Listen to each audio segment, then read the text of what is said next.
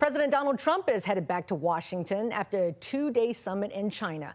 Among the issues the president says he and his Chinese counterpart discussed, the conflict in Iran and the future of Taiwan.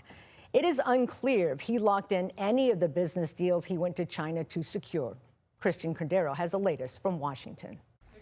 Today, President Trump returns to Washington after 2 days of pageantry in China, but it's unclear what progress was made between the world's two largest economies on several major issues. And today, uncertainty is growing around the future of Taiwan, with Trump not committing to the next round of arms sales to the island nation. We talked about that to me, obviously, so what am I going to do? Say I don't want to talk to you about it?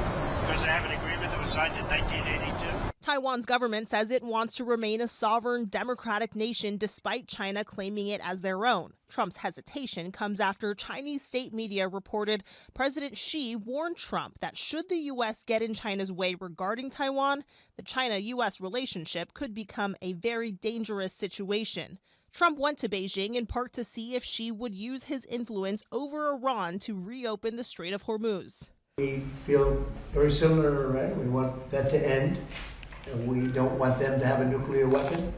We want the straits open. Even though the strait is largely closed to most ship traffic, recent tracking activity has shown that Iran has allowed some Chinese vessels to pass through the Strait of Hormuz.